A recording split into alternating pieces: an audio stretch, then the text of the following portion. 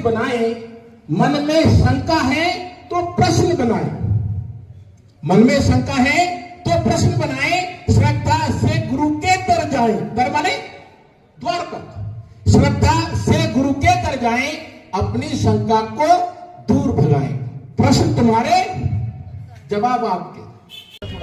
मेरा आपसे ये प्रश्न है कि कक्षा 12 के बाद लड़कियों की शादी हो जाती है और लड़कियां पढ़ने का भी इच्छुक होती है और लड़कियों के नंबर भी अच्छा आते हैं 12th में कि वो पढ़ सके, पर माता पिता का प्रेशर होने के कारण वो बिल्कुल मतलब प्रेशर होने के कारण वो पढ़ नहीं पाती और अपने माता पिता के कारण वो शादी कर लेती है।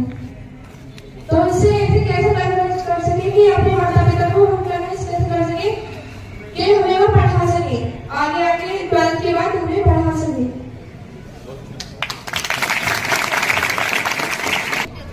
बड़ा अच्छा प्रश्न और सामाजिक प्रश्न आपने किया है। ये समस्या आपकी ही नहीं है, ग्रामीण क्षेत्र के अधिकांश बच्चों की ये समस्या है।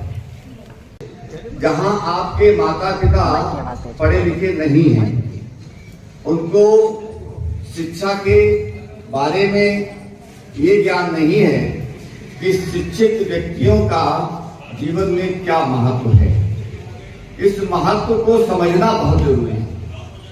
जब तक इस महत्व को वो नहीं समझते हैं, तब तक आपके प्रश्न का उत्तर आपके परिवार में नहीं मिलेगा।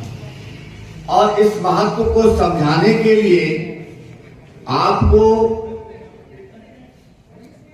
अपने परिवार से ही जो पढ़े लिखे लोग हैं, उनकी आपको सहायता लेनी पड़ेगी।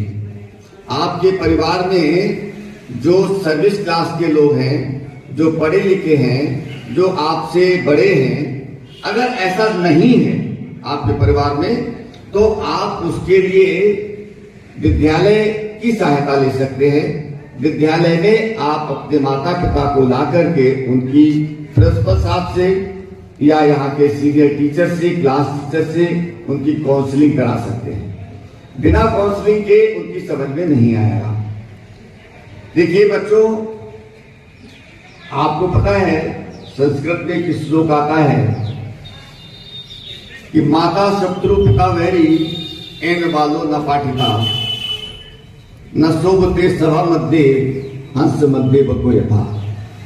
यानी कि ऐसे माता पिता बच्चों के शत्रु के समान हैं और वो उसी तरह से समाज में शोभा नहीं देते जैसे हंसों के बीच में बगला। तो ये चीज आपके माता पिता को समझाने के लिए आप तो नहीं समझा सकते, क्योंकि आप बच्चे हैं। आप अगर अपनी बात को रखेंगे तो आपको डांट देंगे। तो उसके लिए आप अपने परिवार के किसी पढ़े लिखे व्यक्ति को, जो पढ़ करके कुछ अच्छा पद प्राप्त किया हो, उनकी सहायता ले सकते हैं। या आपके कोई जो गुरु हो, पारिवारिक गुरु होते हैं, गुरु की सहायता ले सकते हैं।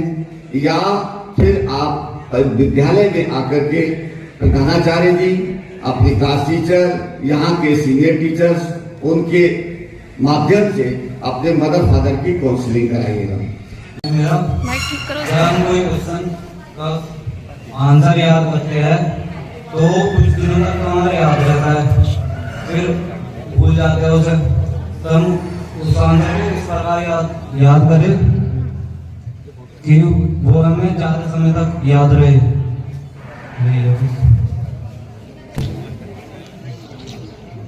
कक्षा 10 के हैं और इनका बहुत अच्छा प्रश्न है कि जब ये याद करते हैं तो थोड़े समय तक याद रहता है और उसके बाद फिर ये भूल जाते हैं।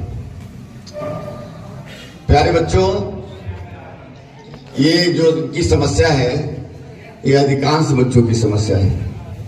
ये याद करते हैं, थोड़े समय याद रहता है और भूल जाते हैं। तो इसमें सबसे पहली चीज तो मैं आपको ये बताऊंगा कि जिस भी विषय को आप लोग याद करते हैं, याद करते समय यदि आपका मन एकाग्र होता है तो वो आपके स्थायी चिरपटल पर आपके जो मना पटल है उस पर वो अंकित हो जाता है, वो फिर आप जल्दी नहीं भूलेंगे। किसी घटना को आपने देखा होगा, कोई घटना आपके आंखों के सामने घटित होती है तो उसको आपको हमेशा याद रहता है। तो ठीक इसी तरह से जब भी कोई प्रश्न का उत्तर आप याद करें तो आपका मन जो है वो प्रश्न के उत्तर में होना चाहिए, इधर उधर नहीं। यार इधर उधर होगा तो आपको वो तत्कालिक याद तो हो जाएगा, लेकिन वो चिर स्थायी नहीं रहेगा, वहां पर थोड़े समय बाद फिर भूल जाएंगे। और अगर एकाग्र मन से आपने उसको याद किया है तो वो आपको हमेशा याद रहेगा। और इसके बाद फिर दूसरे नंबर पर आपको इसका रिवीजन करना बहुत जरूरी है। आपने कोई चैप्टर पढ़ा, कोई प्रश्न का उत्तर आपने याद किया और याद करने के बाद उसको अपने बैग में बंद कर दिया, महीने भर तक आपने उसका होश ही नहीं लिया, क्या होगा? आप भूल जाएंगे।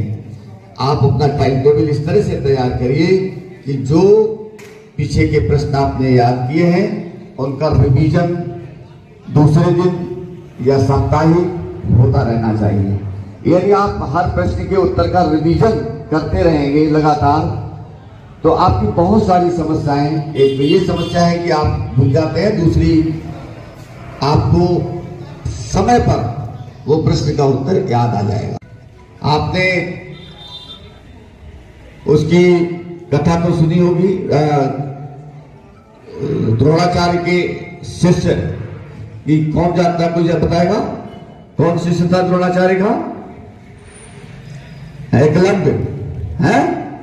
एकलव्य की कथा सुनी तो एकलव्य ने क्या किया था? एकाग्र चित्त होकर के गुरु का ध्यान करके और उसने लगातार उसकी प्रैक्टिस की, तब वो अपने लक्ष्य को प्राप्त कर पाया, सबसे बड़ा धनुर्धर साबित हुआ। तो इसी तरह से आपको यदि कोई भी प्रश्न का उत्तर याद करना है तो सबसे पहले आप उसमें एकाग्र चित्त होकर के उस विषय को पढ़ें।